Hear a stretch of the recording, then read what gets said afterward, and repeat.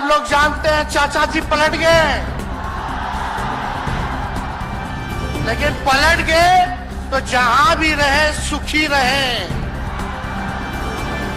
आप लोग तो जानते हैं, हम आपसे पूछना चाहते हैं, सबसे पहली बार आपने किसके मुंह से सुना था 10 लाख नौकरी का? पटना में, बिहार में पोस्टर लगवा रहे हैं नीतीश कुमार जी। हमारे आदरणीय हैं, हमारे चाचा हैं, हम उनका आदर करते हैं, सम्मान करते हैं, बुजुर्ग हो गए, लेकिन पोस्टर लगवा रहे कि रोजगार मतलब नीतीश कुमार। ये वही नीतीश कुमार जी हैं जब 2020 में हमने वादा किया था कि 10 लाख सरकारी नौकरी देंगे, तो मुख्यमंत्री जी ने कहा था कहां से आएगा पैसा? अपने बाप के पास से ला करके वेतन बांटेगा? असंभव है। सोचो, जो 17 साल में नहीं हुआ, उसी मुख्यमंत्री से, उन्हीं के हाथों 17 महीनों में हमने इसी मैदान में लगभग 5 लाख लोगों को सरकारी नौकरी हम लोगों ने दिलवाने का काम किया। महागठबंधन के साथियों को भी धन्यवाद देते कि विपरीत स्थिति में भी तो लोगों ने हमारा साथ दिया, लेफ्ट की पार्टियां, कांग्रेस पार्टियों ने। लेकिन 17 महीने में हम लोगों ने कितना काम किया? जाति आधारित गणना कराई, आरक्षण की सीमा 75% कराया, अति पिछड़े भाइयों का हम लोगों ने 24% बढ़ाया, पिछड़े भाइयों का बढ़ाया, हम लोगों ने दलित महादलित भाइयों का बढ़ाया, हमने आदिवासी भाइयों का बढ़ाया। जो काम आजादी के बाद से अब तक नहीं हुआ था, किसी सरकार ने नहीं किया था, उस काम को बिहार में हम लोगों ने करके दिखाया केवल 17 महीनों में। शिक्षा मित्र हो, विकास मित्र हो, टोला सेवक हो, तालमी मरकज के लोग हो, आंगनबाड़ी हो, उन सबके मानदेय को हम लोगों ने बढ़ाने का काम किया, दोगुना किया। ममता आशा का भी फाइल हम कर चुके हैं, लेकिन मुख्यमंत्री जी कई महीनों से रोक करके रखे, कैबिनेट में फाइल नहीं आने दे रहे। स्वास्थ्य विभाग से 1,30,000 का पब्लिक हेल्थ कैडर का फाइल दबा करके रखे हैं, लेकिन कितना भी दबाएंगे, तेजस्वी खड़ा है आपकी लड़ाई में, आपको आपका अधिकार दिला करके रहेगा। तो इस लड़ाई में साथ है कि नहीं है? दोनों हाथ उठा के बताइए। अगर आप साथ दोगे तो तेजस्वी मर मिटने को तैयार है आपके लिए। कुछ लोग कहते रहते हैं कि माई की पार्टी है, मुसलमान यादव की पार्टी है।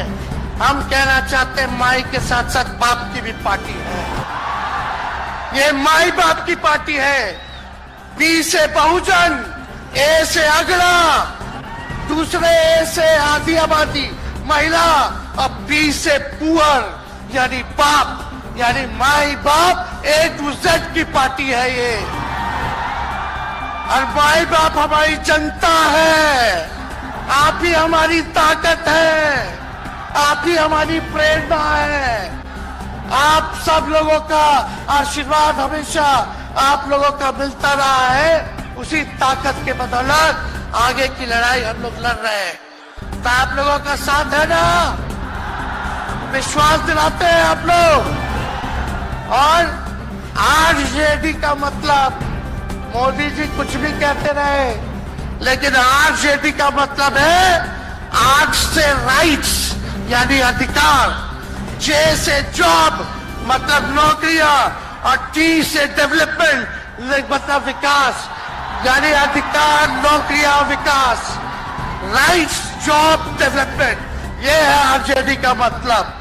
बीजेपी के लोग जगह जगह तोड़ फोड़ करते रहते हैं, स्थिर सरकारों को तोड़ लिया जाता है।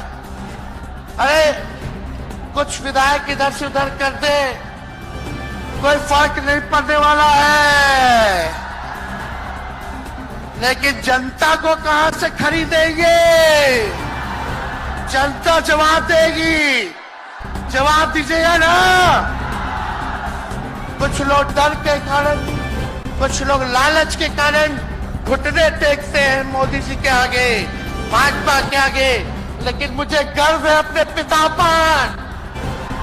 ये कितने बड़े से बड़ी भी विपदा आई, कितना भी डराया गया, कितना भी कोशिश किया झुकाने का, लेकिन हमारे पिता ने लड़ने का काम किया, कभी झुके नहीं, कभी डरे नहीं।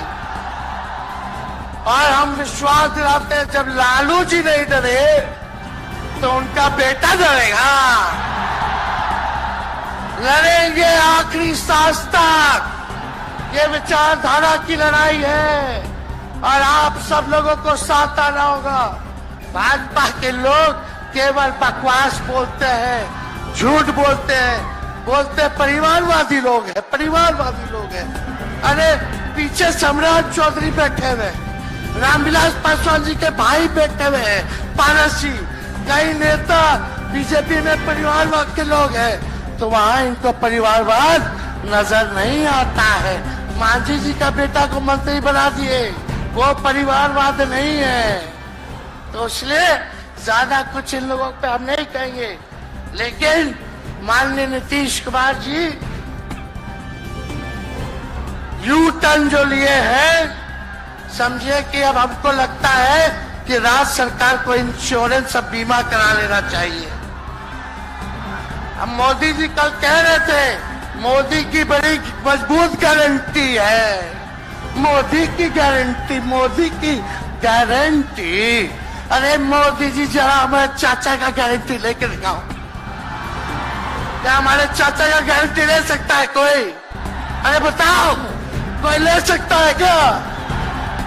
कहा जब चाचा बोल रहे थे कि अब हम नहीं जाएंगे कहीं, अब हम यहीं रहेंगे आजीवन, तो मोदी जी हंसने लग गए।